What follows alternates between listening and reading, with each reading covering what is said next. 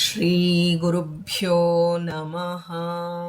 ಶಾಂತಾಕಾರಂ ಭುಜಗಶಯನಂ ಪದ್ಮನಾಭಂ ಸುರೇಶಂ ವಿಶ್ವಾಧಾರಂ ಗಗನಸದೃಶಂ ಮೇಘವರ್ಣಂ ಶುಭಾಂಗಂ ಲಕ್ಷ್ಮೀಕಾಂತಂ ಕಮಲನಯನೈ ಯೋಗಿಭಿರ್ಧ್ಯಾನಗಮ್ಯಂ ವಂದೇ ವಿಷ್ಣುಂ ಭವಭಯಹರಂ ಸರ್ವಲೋಕೈಕನಾಥಂ.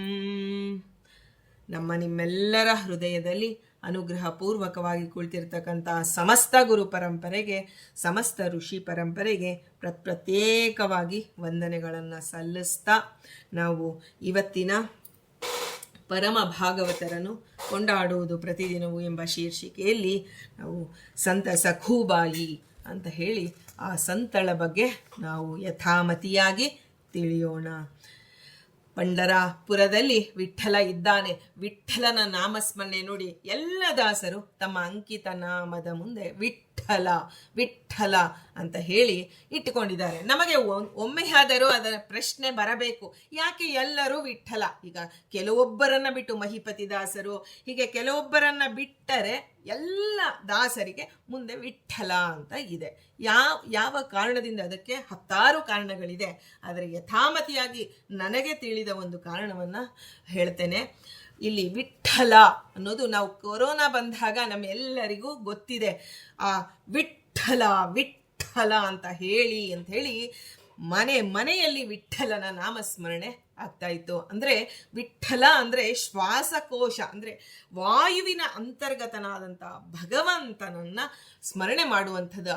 ವಿದಾಜ್ಞಾನೇನ, ಈಗ ವಿಠ್ಠಲನ ಆ ಒಂದು ವ್ಯುತ್ಪತ್ತಿಯನ್ನ ತಿಳಿದುಕೊಳ್ಳೋಣ. ವಿದಾಜ್ಞಾನೇನ ಠಾನ್ ಶೂನ್ಯಾನ್ ಲಾತಿ ಗೃಹಾತೀತಿ ವಿಠ್ಠಲ. ಅಂದ್ರೆ ವಿದಾಜ್ಞಾನೇನ, ಯಾರು ಜ್ಞಾನ ಶೂನ್ಯರಾಗಿರ್ತಾರೆ. ಜ್ಞಾನ ಶೂನ್ಯರು ಅಂದ್ರೆ ನಮಗೆ ತಾರತಮ್ಯವಾದಂತಹ ಜ್ಞಾನವಿಲ್ಲ, ಕೇವಲ ಭಗವಂತ ಒಬ್ಬ ಇದ್ದಾನೆ, ಎಲ್ಲರಲ್ಲೂ ಆ ಭಗವಂತ ಇದ್ದು ನಿಂತು ನಮ್ಮನ್ನ ರಕ್ಷಣೆ ಮಾಡ್ತಾನೆ ಎನ್ನುವ ಸಾಮಾನ್ಯ ಜ್ಞಾನವನ್ನ ಯಾರು ಇರ್ತಾರೋ ವಿದಾಜ್ಞಾನೇನ, ತಾರತಮ್ಯ ಜ್ಞಾನ ಶೂನ್ಯರಾದ ನಮ್ಮನ್ನು ಠಾನ್ ಶೂನ್ಯಾನ್ ಅಂದ್ರೆ ವಿದಾಜ್ಞಾನೇನ ಠಾನ್ ಶೂನ್ಯಾನ್, ಎಲ್ಲವೂ ಶೂನ್ಯ ಅವರಿಗೆ. ಯಾಕೆಂದ್ರೆ ತಾರತಮ್ಯೋಪೇವಾತ ಭಕ್ತಿಯಿಂದ ನೋಡಿ, ನಮಗೆ ಕೆಲವೊಮ್ಮೆ ವರ್ಡ್ಸ್ನ ಎಂಥ ಒಂದು ನಾಲಿಗೆ ನಮ್ಮಲ್ಲಿ ಪಾಪಗಳು ಸೇರಿವೆ ಅಂದರೆ ಅದರ ತಾರತಮ್ಯದಿಂದ ಕೂಡಿದಂತಹ ಒಂದು ಹೇಳುವಿಕೆಗೆ ನಮ್ಮ ನಾಲಿಗೆ ತೊದಲತ್ತೆ. ನಾವು ಒಂದು ಸೆಕೆಂಡಲ್ಲಿ ನಮಗೆ ತಾಮಸ ಗುಣ ಬಂದೋಗುತ್ತೆ. ನಾನು ಎಲ್ಲ ಚೆನ್ನಾಗಿ ಹೇಳ್ತೇನೆ ಎಂದಾಗ ದೇವ ತಕ್ಷಣದಲ್ಲಿ ತೋರಿಸ್ತಾನೆ. ಅಂದರೆ ತಾರತಮ್ಯದಿಂದ ಸಹಿತವಾದಂತಹ ಭಕ್ತಿಯಿಂದ ಶೂನ್ಯರಾದ ಠಾನ್ ಶೂನ್ಯಾನ್ ಅಂದರೆ ನಮ್ಮನ್ನ ಲಾತಿ ಗೃಹಾತೀತಿ ವಿಠ್ಠಲ. ಲಾತಿ ಅಂದ್ರೆ ತನ್ನ ಕಡೆಗೆ ಸೆಳೆದುಕೊಳ್ತಾನೆ, ತಾನು ಅನುಗ್ರಹ ಮಾಡ್ತಾನೆ. ಅಂದ್ರೆ ನಾವು ಜ್ಞಾನ ಭಕ್ತಿ ವೈರಾಗ್ಯದಿಂದ ಕೂಡಿದಾಗಲೇ ನಮಗೆ ಮೋಕ್ಷಾವಸ್ಥೆ ಬರೋದು. ಆದರೆ ಭಗವಂತನೆಡೆಗೆ ನಾವು ಮೊದಲು ಬರಬೇಕಲ್ಲ. ಈಗ ನೀನೇ ಬಾ, ನಾವು ರಾಯರನ್ನ ಕೇಳಿದ್ವಿ ಇವತ್ತು ಅದನ್ನ ಓದುವಾಗ ಮನಸ್ಸು ನಮಗೆ ತುಂಬಿ ಬರಬೇಕು. ಪೂರ್ವಭಾಷಿ ರಾಮನನ್ನ ಪೂಜೆ ಮಾಡುವಂತಹ ರಾಯರು ಪೂರ್ವಭಾಷಿ. ರಾಮ ಹೇಗೆ ಪೂರ್ವಭಾಷಿ ಅಂದ್ರೆ ಏನು? ಮೊದಲು ಅವರೇ ಮಾತನಾಡಲಿ ಬಿಡು, ಅವ್ರು ಮಾತಾಡ್ಲಿ, ಆಮೇಲೆ ನಾನು ಕೇಳಿಸ್ಕೊಳ್ಳೋಣ ಅಂತ ಅನ್ನೋ ಭಾವನೆ ನಮಗಿರತ್ತೆ. ನಾವು ಯಾಕೆ ಮಾತಾಡಿಸ್ಬೇಕು, ಅವರೇ ಮಾತಾಡ್ಲಿ. ಇಲ್ಲ, ರಾಮ ಯಾರನ್ನೇ ನೋಡಲಿ, ಅವರು ಮಾತನಾಡುವುದಕ್ಕಿಂತ ಮುಂಚೆ ತಾನು ಹೋಗಿ ಅವರನ್ನ ಮಾತನಾಡಿಸ್ತಾ ಇದ್ದ. ಅಂದ್ರೆ ಕಷ್ಟದಲ್ಲಿರುವವರ ಮನೆಗೆ ಮನದಲ್ಲಿ ಬಂದು ರಾಮ ಮಾತನಾಡ್ತಾ ಇದ್ದ ಅನ್ನೋದು ನಮಗೆ ತಿಳಿದಿದೆ. ಅದೇ ಮೂಲ ರಾಮನನ್ನ ಪೂಜೆ ಮಾಡಿದಂತಹ ಗುರುಗಳಿಗೂ ಅದೇ ಗುಣವನ್ನ ಹೊರಹೊಮ್ಮಿಸಿದ್ದಾನೆ. ಮೂಲ ರಾಮ ರಾಯರಲ್ಲಿ ನಿಂತು ಆ ಗುಣವನ್ನ ಹೊರಹೊಮ್ಮಿಸಿದ್ದಾನೆ.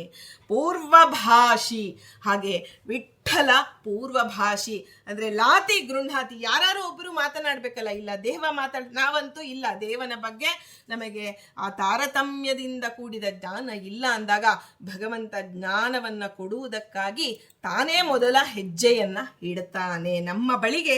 ಈಗ ನಾನು ಅವನ ಬಳಿಗೆ ಹೋಗ್ಬೇಕು, ಇಲ್ಲ ಅವನು ನನ್ನ ಬಳಿಗೆ ಬರಬೇಕು ಅಂದಾಗ ಯಾರು ಮೊದಲು ಹೆಜ್ಜೆ ಇಡ್ತಾರೆ ಅಂದ್ರೆ ನಮ್ಮಂಥವರ ಬಳಿಗೆ ಭಗವಂತ ಮೊದಲು ಹೆಜ್ಜೆ ಇಡ್ತಾನೆ. ಅದಕ್ಕಾಗಿ ಆ ಹೆಜ್ಜೆ ಇಡಲಿ, ಆ ವಿಠ್ಠಲನ ಅನುಗ್ರಹ ಎಲ್ಲರಿಗೂ ಆಗಲಿ.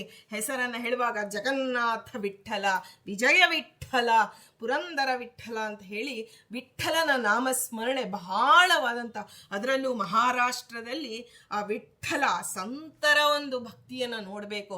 ಅಲ್ಲಿ ತಾರತಮ್ಯ ಇಲ್ಲದಿದ್ರೂ ಏಕಾಕಾರವಾಗಿ ಮನಸ್ಸು ವಿಠಲನನ್ನ ನೆನೆದು, ಈಗ ನೋಡಿ ನಾವು ಒಂದು ರೀತಿಯ ಭಕ್ತಿ ಅಲ್ಲಿ ನಾವು ಕಾಣ್ತೇವೆ ಪಂಢರಪುರದಲ್ಲಿ. ಇವತ್ತಿಗೂ ಪಂಢರಪುರದ ಸಂತರನ್ನ ನೋಡಿದಾಗ ಅವರ ಮೈ ಮೇಲೆ ಎಚ್ಚರವಿಲ್ಲದೆ ಕುಣಿತಾರೆ.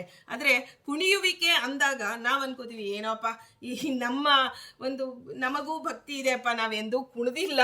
ಅಂದರೆ ಕುಣಿಯೋದು ಅಂದರೆ ಯಾರೋ ಒಬ್ಬರನ್ನ ಭರತನಾಟ್ಯ ಕಲಿತು ಹಾವಭಾವದಿಂದ ಕುಣಿಯುವುದು ಅಲ್ಲ, ಮೈ ಮರೆತು ಏನು ಮಾಡುತ್ತಿದ್ದೇನೆ ಅನ್ನುವ ಚಿಂತನೆ ಬರದೆ ಅವರು ತಮಗೆ ವಿಠಲನ ನಾಮಸ್ಮರಣೆಯಲ್ಲಿ, ಇದು ಧ್ಯಾನಾವಸ್ಥೆ ಅಲ್ಲ, ಆದರೆ ಅವರು ನಾಮಸ್ಮರಣೆ ಜೋರಾಗಿ ಮಾಡ್ತಾ ಇರ್ತಾರೆ. ಆದರೆ ಆ ಶಬ್ದಗಳು, ಆ ಒಂದು ಏನು ಶಬ್ದಗಳು ವಿಠಲನ ಆ ಒಂದು ಈ ಚಿಂತನೆಯೊಂದಿಗೆ ಮಿಳಿತವಾದಾಗ ಅವರಿಗೆ ತಾನಾಗಿ ಹೆಜ್ಜೆಯನ್ನು ಹಾಕ್ತಾ ಇರ್ತಾರೆ. ಅಂತಹ ಭಕ್ತಿಗೂ ವಿಠಲ ಒಲೆದಿದ್ದಾನೆ ಅನ್ನೋದು ನಾವು ಸಖೂಬಾಯಿ ಚರಿತ್ರೆಯಿಂದ ತಿಳಿಯಬಹುದಾಗಿದೆ. ಮೊದಲಿಗೆ ನಮ್ಮ ಮನಸ್ಸಿನಲ್ಲಿ ಒಂದು ಅಡಿಪಾಯದಂತೆ ಇಟ್ಟುಕೊಳ್ಳೋಣ, ಭಗವಂತ ನನ್ನಲ್ಲಿ ಏನಿದೆಯೋ ಅದರಿಂದಲೇ ಸಾಧನೆ ಮಾಡಿಸ್ತಾನೆ. ನಾವು ಇನ್ನೊಬ್ಬರನ್ನ ನೋಡಿ ಅವರು ಆ ಥರ ಹೇಳ್ತಾರೆ, ಅವರು ಹೀಗೆ, ಅವ್ರು ಹಾಗೆ, ನನ್ನಲ್ಲಿ ಆ ಗುಣ ಇಲ್ಲ ಅಂತ ಹೇಳಿ ಕುಸಿದು ಹೋಗ್ತಾ ಇರ್ತೇವೆ. ಆದರೆ ನಮ್ಮಲ್ಲಿ ಏನು ಒಳ್ಳೆಯ ಗುಣ ಇದೆ ಅಂತ ನಾವು ತಿಳಿದುಕೊಂಡು ಅದರಲ್ಲಿ ನಾವು ಮುಂದೆ ಬಂದ್ವಿ, ಅದರಿಂದಲೇ ದೇವನನ್ನು ಆರಾಧನೆ ಮಾಡಬೇಕು ಅಂದರೆ ಭಗವಂತ ನಮ್ಮೆಡೆಗೆ ಹೆಜ್ಜೆ ಹಾಕಿ ಬರ್ತಾನೆ ಅನ್ನೋದನ್ನು ಸಖೂಬಾಯಿ ಸಖಾ ಸಾಕ್ಷಾತ್ ಶ್ರೀಯಪತಿ ಅಂತ ಶಾಸ್ತ್ರ ಹೇಳುತ್ತೆ. ಅವಿಜ್ಞಾತ ಸಖ ಭಗವಂತ, ನಮಗೆ ಗೊತ್ತಿದೆ ಅರ್ಜುನನಿಗೆ ಸಖನಾದಂತ ಅಷ್ಟೇ, ಆದರೆ ಭಗವಂತ ಎಲ್ಲರಿಗೂ ಸಖನಾಗಿದ್ದಾನೆ. ಸಖ್ಯ ಭಕ್ತಿಯಿಂದ ಭಗವಂತನನ್ನು ಒಲಿಸಿಕೊಂಡಂಥವಳು ಸಖೂಬಾಯಿ. ಆ ಪಂಢರಾಪುರದಲ್ಲಿ ಒಂದು ಸಮೀಪದಲ್ಲಿ ಒಂದು ಊರಿನಲ್ಲಿ, ಆಗಿನ ಕಾಲದಲ್ಲಿ ಊರಿನಲ್ಲಿ ವಾಸ ಮಾಡಿಕೊಂಡಿದ್ದ ಒಬ್ಬ ಬ್ರಾಹ್ಮಣ ದಂಪತಿಗಳು. ಬ್ರಾಹ್ಮಣ ಅಂದರೆ ಬಡ ಬ್ರಾಹ್ಮಣ ಅಂತಲೇ ಅರ್ಥ. ಬಡ ಬ್ರಾಹ್ಮಣನ ಒಂದು ಇದರಲ್ಲಿ ಗಂಡ ಹೆಂಡತಿ ತಮ್ಮ ಪರಿವಾರದಿಂದೊಡಗೂಡಿ ಶಾಂತಿಯಿಂದ, ಸಮಾಧಾನದಿಂದ, ತೃಪ್ತಿಯಿಂದ ಅವರು ಜೀವನ ಮಾಡ್ತಾ ಇದ್ರು. ಮೊದಲಿಗೆ ಸಂತರಾಗಬೇಕಾದ್ರೆ ನಮಗೆ ಶಾಂತಿ, ಮನಃಶಾಂತಿ ಇರಬೇಕು, ತೃಪ್ತಿ ಇರಬೇಕು. ನಮಗೆ ಇಲ್ಲ, ಏನೇ ಮಾಡಲಿ ಸಾಧನೆಯಲ್ಲೂ ತೃಪ್ತಿ ಇಲ್ಲ. ನಾವು ಇದನ್ನ ಮಾಡ್ತೀವಿ, ಅದನ್ನ ಮಾಡಿ 100 ಕಡೆ ಓಡಾಡ್ತೇವೆ, ಆದರೆ ಮನಸ್ಸು ಎಲ್ಲೂ ನಿಲ್ಲೋದಿಲ್ಲ. ಮನಸ್ಸು ನಿಂತರೆ ಅಲ್ಲಿ ನಮಗೆ ಶಾಂತಿ ಸಿಗೋದು. ಆದರೆ ಮನಸ್ಸು ದೇವನಲ್ಲಿ ನಿಂತರೆ ಶಾಂತಿ ಸಿಗತ್ತೆ. ನಮಗೆ ವಸ್ತುಗಳಲ್ಲೇ ಮನಸ್ಸು ನಿಲ್ತಿಲ್ಲ. ಈ ಒಂದು ವಸ್ತು ನೋಡಿದ್ರೆ ನೋಡಿ, ಇದು ಬೇಕು, ಅದು ಬೇಕು, ಅದು ಬೇಕು ಅಂತ ಬರೀ ಬೇಕುಗಳ ನಡುವೆ ನಾವು ಕಳೆದು ಹೋಗ್ತಾ ಇದ್ದೇವೆ. ಆದರೆ ಅವನು ಶಾಂತಿಯಿಂದ, ತೃಪ್ತಿಯಿಂದ, ಯಥಾ ಭಗವಂತ ನನ್ನ ಕರ್ಮಾನುಸಾರ ನನಗೇನು ಕೊಟ್ಟಿದ್ದಾನೋ ಅದರಲ್ಲಿ ತೃಪ್ತಿಯಿಂದ ಇರ್ತಾ ಇದ್ರು. ಯಥಾಶಕ್ತಿಯಾಗಿ ದಾನ ಧರ್ಮಗಳನ್ನು ಮಾಡ್ತಾ ಇದ್ರು ಆ ಬ್ರಾಹ್ಮಣ ದಂಪತಿಗಳು. ಅಂದರೆ ಯಥಾಶಕ್ತಿಯಾಗಿ ನಮಗೆ ಇದ್ದಿದ್ದೆಲ್ಲವನ್ನ ತೆಗೆದು ಇನ್ನೊಬ್ಬರಿಗೆ ಕೊಟ್ಟುವಂಥ ವೈರಾಗ್ಯ ಇರಲಿಲ್ಲ ಅಂತ, ಯಥಾಶಕ್ತಿಯಿಂದ ದಾನ ಧರ್ಮ ಮಾಡಬೇಕು ಅಂತ ಹೇಳ್ತಾರೆ. ಯಾರೋ ಮಾಡಿದರು ಅಂತ ತಿಳಿದು ನಾವು ಆ ರೀತಿಯಾಗಿ ಮಾಡೋದಕ್ಕೆ ಹೋಗಿ ಮಾರನೇ ದಿನದಲ್ಲಿ ನಾವು ಇನ್ನೊಬ್ಬರ ಮುಂದೆ ಕೈ ಚಾಚುವ ಪರಿಸ್ಥಿತಿಯನ್ನು ತಂದುಕೊಳ್ಳಬಾರದು. ಹೀಗೆ ಅವರು ಊರ ಮಂದಿಯ ಒಂದು ಕಷ್ಟ ಸುಖಗಳಿಗೆ ನೆರವಾಗುತ್ತಾ ಎಲ್ಲರ ಪ್ರೀತಿಗೆ ಪಾತ್ರ. ನೋಡಿ, ಕೈ ಮುದ್ದು ಅಂದರೆ ನಿಮ್ಮ ಕೈ ಕೆಲಸ ಇತ್ತು ಅಂದರೆ ಎಲ್ಲರಿಗೂ ಮುದ್ದಾಗ್ತೇವೆ ನಾವು.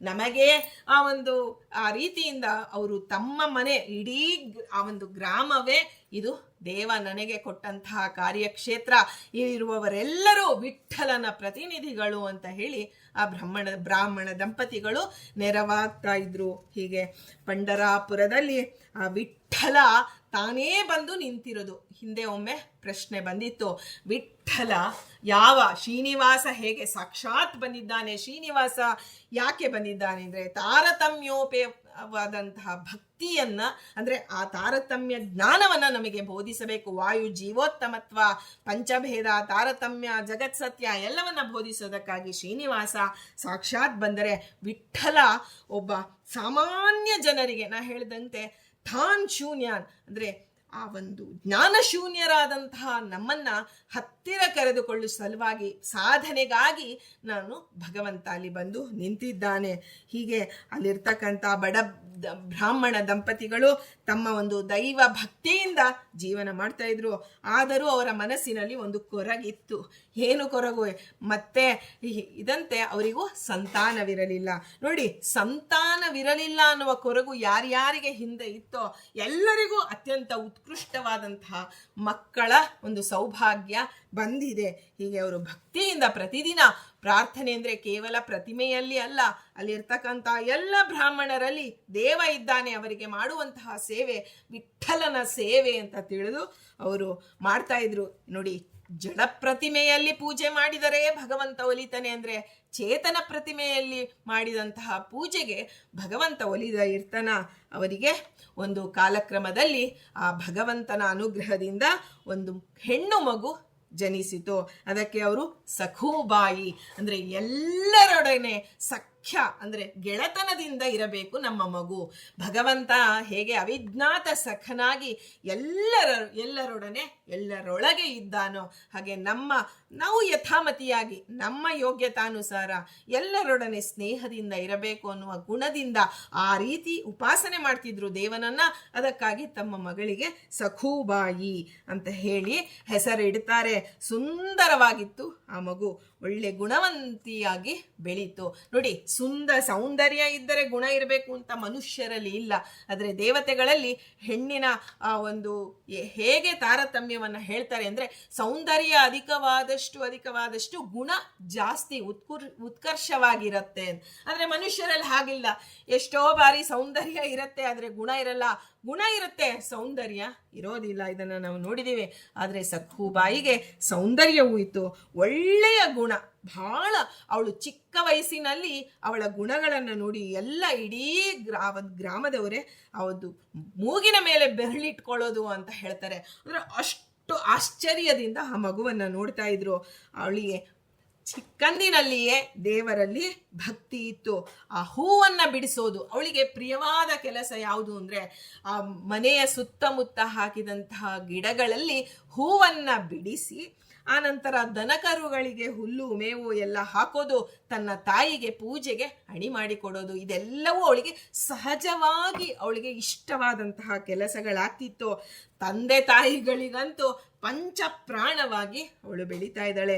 ಈ ಒಂದು ಮಗು ಓಡಾಡ್ತಿದ್ದಾಗ ಮನೆಯಲ್ಲಿ ವಿಠ್ಠಲ ಕೃಷ್ಣನ ಹೇಗೆ ದೇವಕಿ ಆ ಒಂದು ಯಶೋಧ ಹೇಗೆ ಭಗವಂತನ ಬಾಲಲೀಲೆಗಳನ್ನು ನೋಡಿ ಸಂತೋಷ ಪಡ್ತಿದ್ರೋ, ಆ ಒಂದು ಸನ್ನಿಧಿಯಿಂದ ಹೇಗೆ ಸಮಾಧಾನ ಎಲ್ಲ ರೀತಿಯಲ್ಲಿ ಮನಸ್ಸಿನಲ್ಲಿ ಉಕ್ಕುತ್ತಿತ್ತೋ ಆ ರೀತಿ ಆ ತಂದೆ ತಾಯಿಗಳು ಸುತ್ತಮುತ್ತ ಇರುವಂಥ ಎಲ್ಲರಿಗೂ ಸಖೂಬಾಯಿ ಪ್ರಿಯಳಾಗಿದ್ಲು.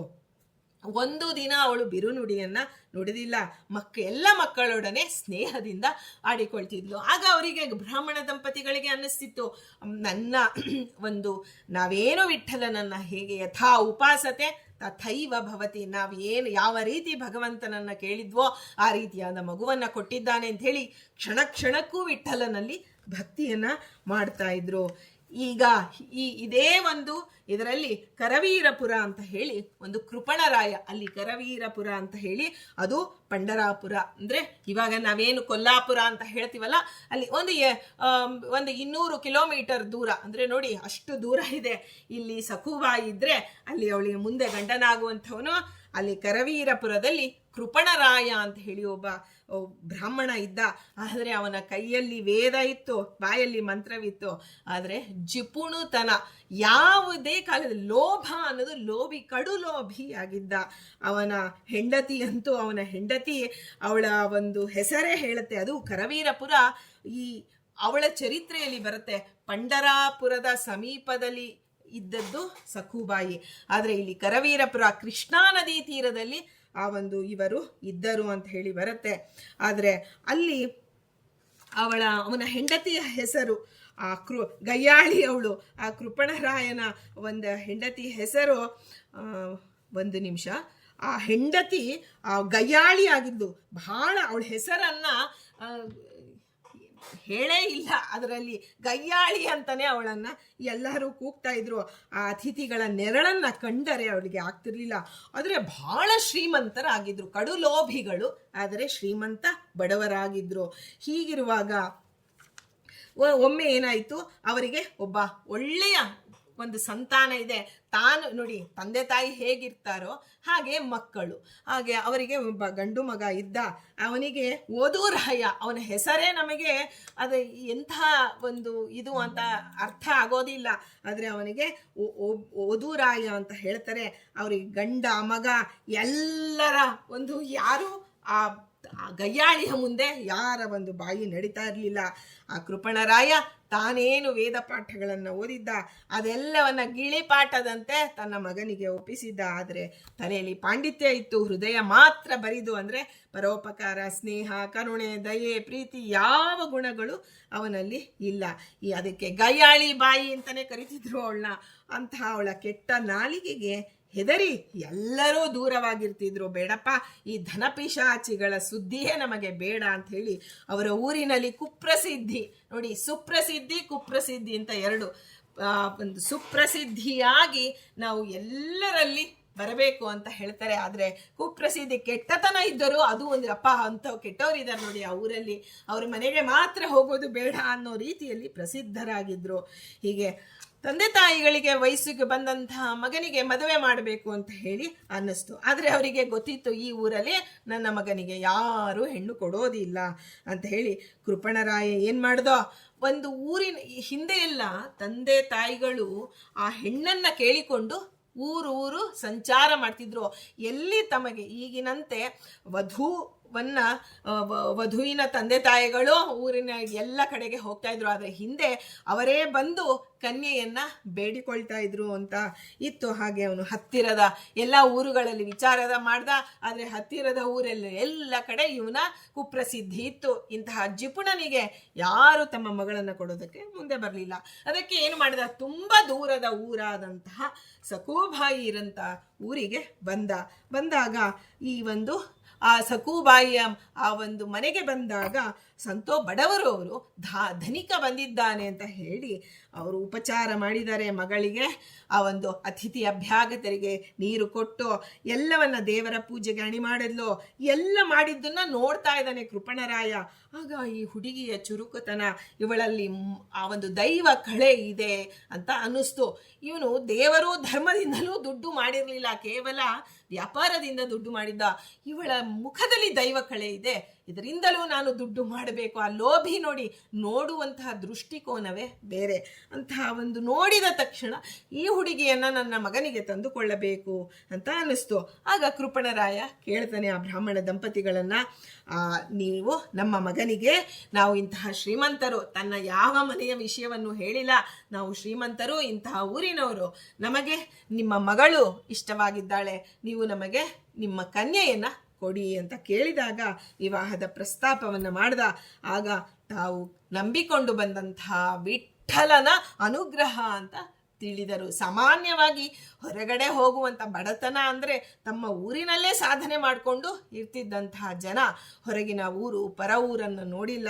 ವಿಠ್ಠಲನ ದಯೆ ಇದು ಅಂತ ಹೇಳಿ, ನಮಗೆಂತೂ ಬಡತನ ಇದೆ, ನಮ್ಮ ಮಗಳನ್ನು ಶ್ರೀಮಂತರಿಗೆ ಕೊಡೋಣ, ಅವಳಾದರೂ ಹುಟ್ಟು ತೊಟ್ಟು ಸುಖವಾಗಿ ಬಾಳಿ ಬದುಕಲಿ ಅಂತ ಹೇಳಿ ಆ ಒಂದು ಮಗಳ ಭಾಗ್ಯ ಅಂತ ಹೇಳಿ ಸೌಭಾಗ್ಯವಾಗಿ ಇವನು ಬಂದಿದ್ದಾನೆ ಅಂತ ತಿಳಿದು ಆ ಒಂದು ಒಪ್ಪಿಗೆ ಕೊಡ್ತಾರೆ ಆ ಬ್ರಾಹ್ಮಣ ದಂಪತಿಗಳು. ಕೃಪಣರಾಯ ಒಂದು ಜಾತಕ ಎಲ್ಲವನ್ನ ನೋಡಿಸಿ ಮುಹೂರ್ತವನ್ನು ನಿಮ್ಮ ಮನೆಯಲ್ಲೇ, ಕನ್ಯೆಯ ಸ್ವಗೃಹದಲ್ಲೇ ಮದುವೆ ಅಂತ ಹೇಳಿದ್ರು. ಆ ಸಖೂಬಾಯಿಯ ಮನೆಗೆ ತಾವು ತನ್ನ ಬಂಧುಗಳೊಡನೆ ಬಂದಿದ್ದಾನೆ. ಎಲ್ಲರಿಗೂ ಹೇಳಿದ್ದಾನೆ, ಯಾರು ನಮ್ಮ ಮನೆಯಲ್ಲಿ ನಮ್ಮ ಬಗ್ಗೆ ಯಾರು ಎದುರು ಮಾತನಾಡ್ತೀರೋ ಅವರ ಒಂದು ಜೀವಕ್ಕೆ ಸಂಚಕಾರ ಅಂತ ಹೇಳಿದ್ದ. ಯಾರೂ ಬಾಯಿ ಬಿಟ್ಟಿಲ್ಲ ಬಂದ ಬಂಧುಗಳೆಲ್ಲ. ಹೀಗೆ ಒಂದು ಚೂರು ಪಾರು ಎಲ್ಲವನ್ನ, ಬಂಗಾರವನ್ನು, ಲೋಭಿ ಅಲ್ವಾ, ಏನು ಸೊಸೆಗೆ ಹಾಕಿದ್ದೆಲ್ಲ ನನ್ನದೇ ಅನ್ನೋ ಒಂದು ಲೋಭತನ ಇತ್ತು, ಹಾಗಾಗಿ ಹಾಕಿದ್ದಾನೆ. ಹಾಗೆ ಅದನ್ನು ನೋಡಿ ಆ ದಂಪತಿಗಳಿಗೆ ಅಯ್ಯೋ ನನ್ನ ಮಗು ಬಂಗಾರವನ್ನ ಕಂಡಿತು. ಹಿಂದೆ ಬಂಗಾರ ಅನ್ನೋ ಹೆಸರು ಕೇಳ್ತಿದ್ರು, ಆದ್ರೆ ಹೇಗಿದೆ ಅಂತ ನೋಡಿಲ್ಲ. ಕೇವಲ ಅರಿಶಿನದ ಕೊಂಬನ್ನ ಕಟ್ಟಿಕೊಂಡು ಜೀವನ ಮಾಡ್ತಿದ್ದಂತಹ ಒಂದು ಬಡತನ ಇದ್ದ ಕಾಲದಲ್ಲಿ ಆ ಬಂಗಾರದ ಒಂದು ತಾಳಿಯನ್ನ ನೋಡಿ ಬಹಳ ಖುಷಿ ಪಟ್ರಂತೆ.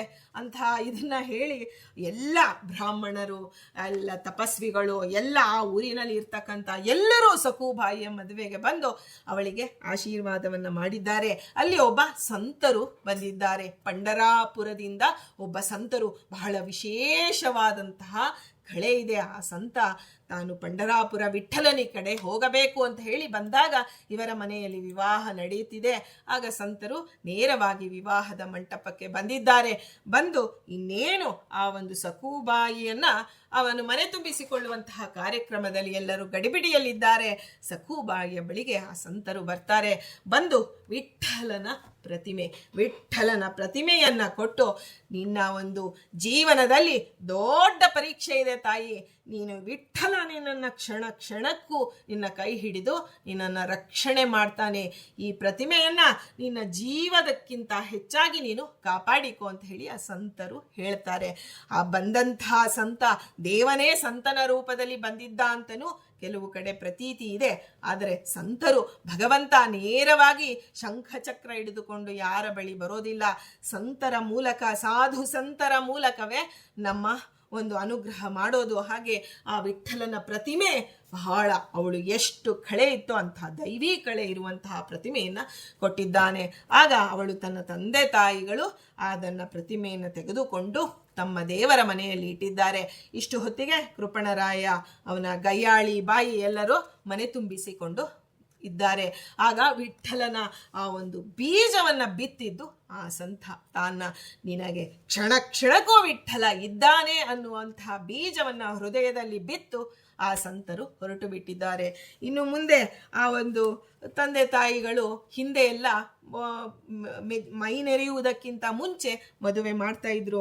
ಹಾಗಾಗಿ ಒಂದು ಅದಾದ ಮೇಲೆ ನಾವು ಗಂಡನ ಮನೆಗೆ ಕಳಿಸಿಕೊಡ್ತೇವೆ ಅಂದಾಗ, ಆ ಕರವೀರಪುರಕ್ಕೆ ಕಳಿಸ್ತೇವೆ ಅಂದಾಗ ಅವಳು ಗಯ್ಯಾಳಿ ಬಾಯಿ ಹೇಳ್ತಾಳೆ, ಮದುವೆ ಆಯಿತು ಅಂದ್ರೆ ಇದು ನಮ್ಮ ಮನೆಯ ಹುಡುಗಿ, ನಾವು ಕರೆದುಕೊಂಡು ಹೋಗ್ತೇವೆ, ನಮ್ಮ ಮನೆಯಲ್ಲೇ ಬೆಳೆಯಲಿ ಅವಳು ಅಂತ ಹೇಳಿ ಆ ಧನಿಕರ ಮಾತಿಗೆ ಯಾರು ಎದುರಾಡುವಂತಹ ಇದು ಇಲ್ಲ, ಭಯ ಎಲ್ಲರಿಗೂ. ಧನಿಕರು ಅಂದ್ರೇನೆ ಹಿಂದೆ ಕೈ ಕಟ್ಟಿ ತಲೆ ಬಗ್ಗಿಸಿ ನಿಲ್ತಾ ಇದ್ದಂತಹ ಕಾಲ. ಅಂತಹ ಮುದ್ದು ಬಾಲೆಯಾದಂತಹ ಸಖು ಅತ್ತೆ ಮಾವಂದಿರನ್ನ ತಂದೆ ತಾಯಿಯಂತೆ ಕಾಣಬೇಕು.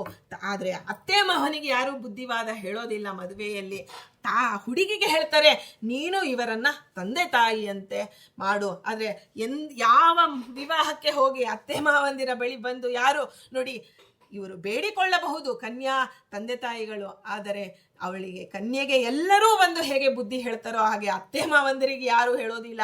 ಅದರಿಂದ ಅವಳು ಕನ್ಯೆ ಏನ್ ಮಾಡ್ತಾಳೆ, ಇವರೇ ನನ್ನ ತಂದೆ ತಾಯಿ. ಪುಟ್ಟ ವಯಸ್ಸು 8-9 ವರ್ಷದ ಹುಡುಗಿ ತನ್ನ ಒಂದು ಆ ಭಾವನೆಯನ್ನ, ತಂದೆ ತಾಯಿಯಲ್ಲಿ ಯಾವ ರೀತಿಯಾದ ಆ ಧೈರ್ಯ, ಆ ಮಾನಸಿಕವಾದಂತಹ ಪ್ರೀತಿ ಇದೆ, ಇವರು ನನ್ನ ತಂದೆ ತಾಯಿಗಳು ಅಂತ ಹೇಳಿ ಆ ಎಲ್ಲ ಹಿರಿಯರ ಮಾತಿನಂತೆ ಅವಳು ಬಂದಿದ್ದಾಳೆ ಕರವೀರಪುರಕ್ಕೆ. ಬಂದ ಮರುಕ್ಷಣದಲ್ಲಿ ಅತ್ತೆ ಅವಳು ಬಹಳ ಬಾಯಿ ಕಟ್ಕೊಂಡಿದ್ಲು. ಗಯ್ಯಾಳಿ ಬಾಯಿ, ಅವಳು ಜಗಳ ಆಡದೇ ಇರತಕ್ಕಂಥ ದಿನವೇ ಇಲ್ಲ. ತನ್ನ ಬಾಯಿ ಕಟ್ಟಿದ್ದಾಳಲ್ಲ, ಮೊದಲಿಗೆ ಇನ್ನು ಒಂದು ಹೆಜ್ಜೆ ಕಾಲು ಇಟ್ಟಿದ್ದಾಳೆ, ಆಗಲೇ ಬೈಗುಳ ಶುರುವಾಯಿತು. ನಿನ್ನ ಒಂದು ಆ ಬೈಗುಳ ಹೇಗೆ ಇತ್ತು ಅಂದ್ರೆ, ಆ ಬೈಗುಳದ ಮಾತನ್ನ ಕೇಳೇ ಇರಲಿಲ್ಲ ಯಾರು, ಸಖೂಬಾಯಿ. ಕೇವಲ ಪ್ರೀತಿ ವಿಶ್ವಾಸಗಳಲ್ಲಿ ಬಡತನ ಇತ್ತು, ಆದರೆ ಪ್ರೀತಿ ವಿಶ್ವಾಸದಲ್ಲಿ ಬೆಳೆದಿದ್ಲು. ಆದರೆ ಹಗಲು ರಾತ್ರಿ ಅತ್ತೆಯ ಬೈಗುಳವನ್ನ ಕೇಳ್ತಾ, ಆ ಮಾವ ಹಗಲು ರಾತ್ರಿ ಅವನ ಜಿಪುಣತನವನ್ನ ನೋಡ್ತಾ, ಅವಳಿಗೆ ಮನಸ್ಸಿಗೆ ನೋಡಿ, ಶ್ರೀನಿವಾಸ ಹೇಳ್ತಾರೆ, ನಾನು ಯಾರಿಗಾದರೂ ಅನುಗ್ರಹ ಮಾಡಬೇಕು ಅಂದ್ರೆ ತಸ್ಯ ವಿತ್ತಂ ಹರಾಮ್ಯಹಂ, ಯಸ್ಯ ಅನುಗ್ರಹಂ ಇಚ್ಛಾಮಿ ತಸ್ಯ ವಿತ್ತಂ ಹರಾಮ್ಯಹಂ. ವಿತ್ತ ಅಂದ್ರೆ ದುಡ್ಡು, ಬಂಗಾರ, ಒಡವೆ, ವಸ್ತು. ವಿತ್ತ ಏನೂ ಇಲ್ಲ ಇವಳಲ್ಲಿ. ಆದ್ರೆ ಏನಿತ್ತು, ಇವಳ ಒಂದು ಸಹನೆ. ನಾವು ಶಬರಿಗೆ ತಾಳುವಿಕೆ, ಆ ಒಂದು ಸಹನೆ ಶಬರಿಯಲ್ಲಿ ಇದೆ ಅಂತ ನೋಡ್ತೇವೆ. ಆದರೆ ನಿಜವಾಗಿ ಸಖೂಬಾಯಿಯಲ್ಲಿ ನಾವು ಕಂಡು ಕೇಳುವಂತಹ ಸಖೂಬಾಯಿ ಶಬರಿ ಆ ವೇದ ಕಾಲದಲ್ಲಿ ಇದ್ದಿರಬಹುದು, ಮತಂಗ ಋಷಿಗಳ ಅನುಗ್ರಹ, ಬೇಡ ಕನ್ಯೆ ಎಲ್ಲವನ್ನ ಹೇಳ್ತೇವೆ. ಆದರೆ ಸಖೂಬಾಯಿಯಲ್ಲಿಯೂ ಅದೇ ರೀತಿಯಾದಂತಹ ತಾಳ್ಮೆ ಇತ್ತು.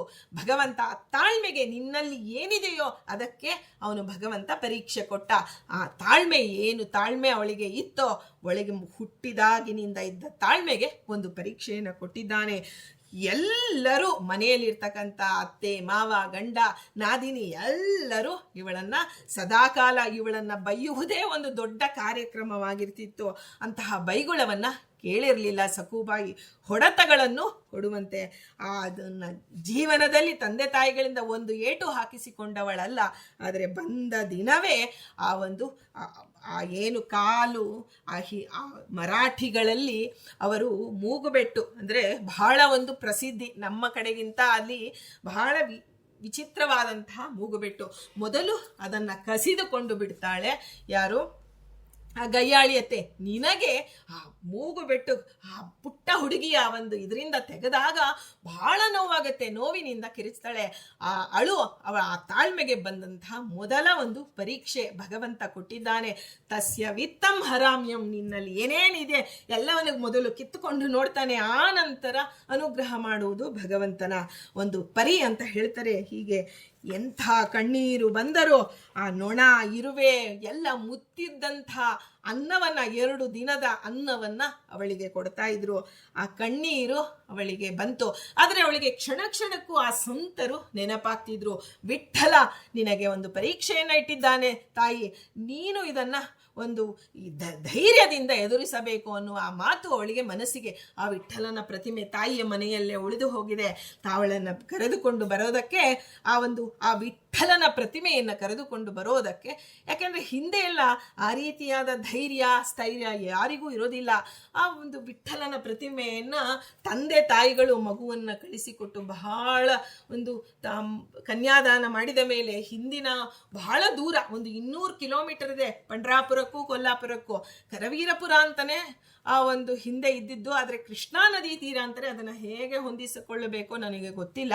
ಆದರೆ ಅಂತಹ ತುಂಬ ಬಹಳ ದೂರ ಇತ್ತು. ಈಗಿನಂತೆ ಯಾವ ಒಂದು ಸಾಧನಗಳು ಇರಲಿಲ್ಲ.